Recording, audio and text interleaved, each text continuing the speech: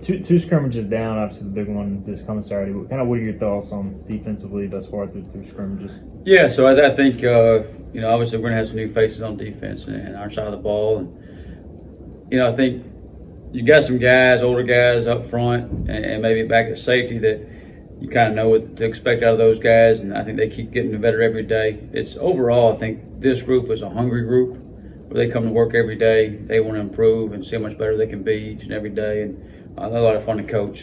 And I think we're finding a few guys, more guys that we can count on. So we knew the guys that we had last year that played that you can count on, and they're still improving.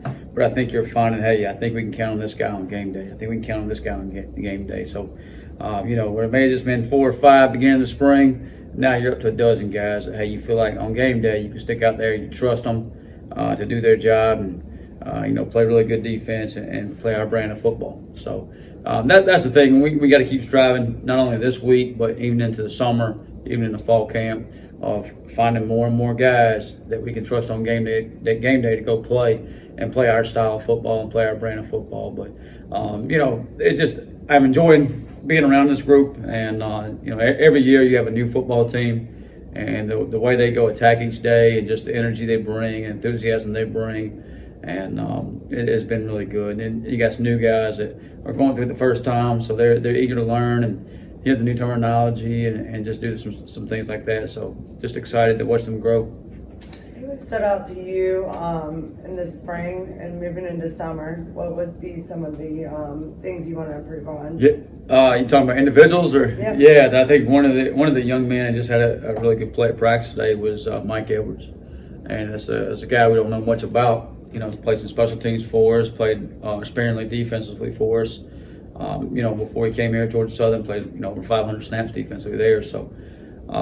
He's a guy that shows every day in practice. We wasn't sure if we're going to be able to count on him and trust him, and he's showing in practice right now, hey, he thinks he can be one of those guys you can stick out there between the lines and trust and count on, and just the way he plays.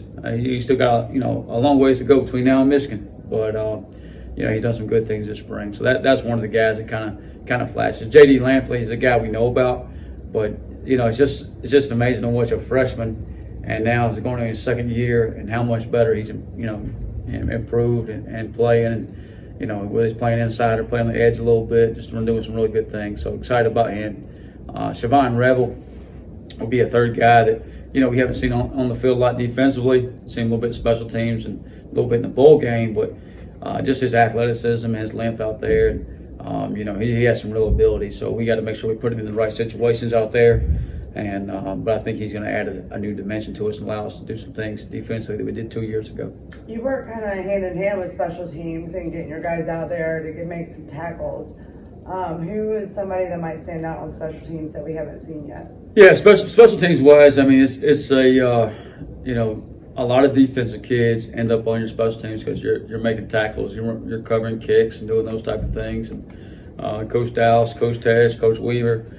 Coach Jules, they all do a great job in our defensive unit of embracing those things, and they're out there working their tails off in those units and doing a great job with it. But I think some of the newcomers, obviously we know about the older guys, but some of the newcomers I keep hearing them talk about. Taekwon King is one, Ra Dilworth is another that they keep speaking about, and hey, here's a guy we want to make sure he's on teams. Where can we put him? Jackson Barker is a guy they talk about as well. So I think they've got a lot more options than they've had in the past as far as just the number of available bodies right now. Kind of the time where you see the young kids kind of turn and step up to become the second generation. Yeah, it's kind of, for a couple of years there, we knew the same guys and who they're going to be. And now you're going to have some new faces and to learn and get to go out and watch every Saturday. So excited about that.